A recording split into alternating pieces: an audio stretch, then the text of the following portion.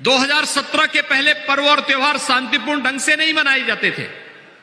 Curfew लग जाता था, दंगे शुरू हो जाते थे, कर्फ्यू प्रारंभ हो जाता था, कोई शिकायत करता था, झूठे मुकदमा में फंसा दिया जाता था।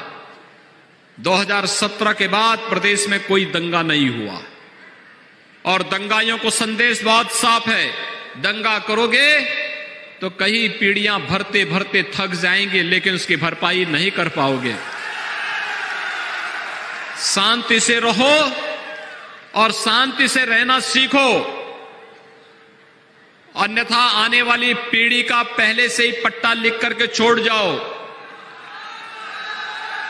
पहले जो माफिया और अपराधी सत्ता का सरपरस्त बनकर के गरीबों का, व्यापारियों का जमीनों पर कब्जा कर देते थे, शरीफ लोगों का जीना आराम कर देते, बहन बेटियों के लिए स्कूल जाना जिनके लिए एक चुनौती थी, जो चुनौती बन चुके थे, आज आप देख रहे होंगे अपराधी और माफिया आज किस रूप में आज डरे सहमे हैं, गले में तख्ती लटका करके चलते हैं कि साहब अब जान बकस दो, अब ऐसा दुस्साहस नहीं करेंगे।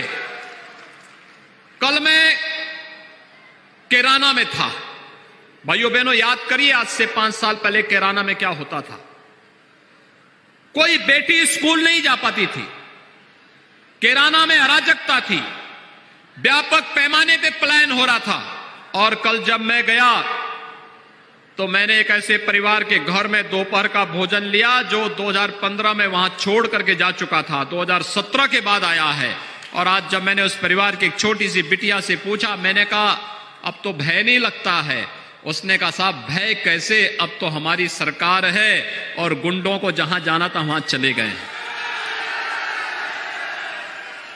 याद रखना, जिन लोगों ने प्रदेश की राजनीति का अपराधीकरण किया था और अपराधियों का राजनीतिकरण किया था,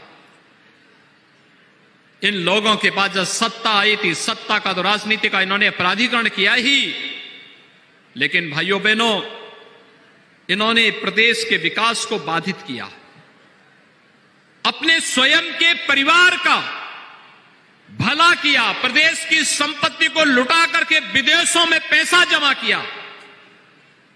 लेकिन हमारी सरकार ने कहा कि नहीं, अपराध और अपराधियों के प्रति तो जीरो टॉलरेंस की नीति के तहत काम करेंगे ही, भ्रष्टाचार और भ्रष्टाचारियों के खिलाफ भी उसी कठोरता के साथ निपटने का कार्य भी करेंगे। और इसीलिए आप देख रहे होंगे अवैध संपत्ति बनाने वालों की संपत्तियों को जब्त की जा रही है। 1800 करोड़ रुपए की अब तक की संपत्ति हम जब्त कर चुके हैं।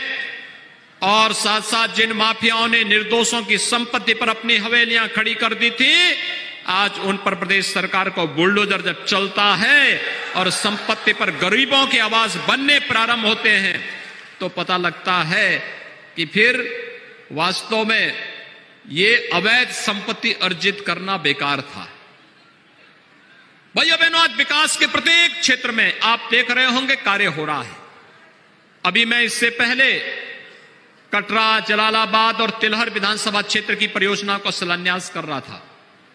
अभी शाहजहांपुर में हूं, यानी दोनों को मिलाकर के 500 करोड़ रुपए की परियोजनाएं अकेले शाहजहांपुर में, शाहजहांपुर जनपद के अंदर।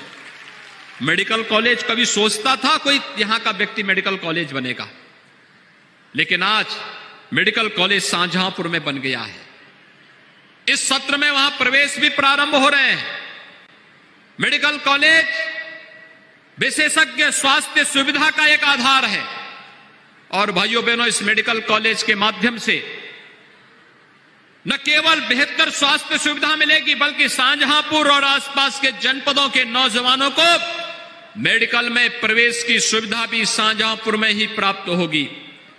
शाहजहांपुर का जन्मदाता है पंडित राम प्रसाद बिस्मिल, ठाकुर रोशन सिंह, अस्फाउल्लाह खां जैसे महान क्रांतिकारियों का स्मरण सहज ही हम सबके सामने आ जाता है। देश के अंदर परमवीर चक्र विजेता जदुनाथ सिंह इसी धरती की पैदावार थे, जिन्होंने भारत की रक्षा करते करते शहादत प्राप्त की थी और परमवीर चक्र से के सम्मान से, सर्वोच्च सेना के सर्वोच्च सम्मान से उन्हें सम्मानित किया गया था। और यही धरती है भाइयों बहनों जिस धरती में स्वर्गीय विसंचन सेठ जैसे महापुरुष हुए थे, जिन्होंने आज से 7 दशक पहले हिंदुत्वनिष्ठ राष्ट्रवादी राजनीति की अलग जगाने का काम किया था। न झुके, न रुके, न डिगे, न हटे, लगातार कार्य करते रहे। आज उसी का परिणाम है, अयोध्या में भगवान राम के भव्य मंदिर के निर्माण का कार्य तेजी के साथ आगे बढ़ रहा है। मैं आज आप सबको अभिनंदन करने के लिए आया हूं।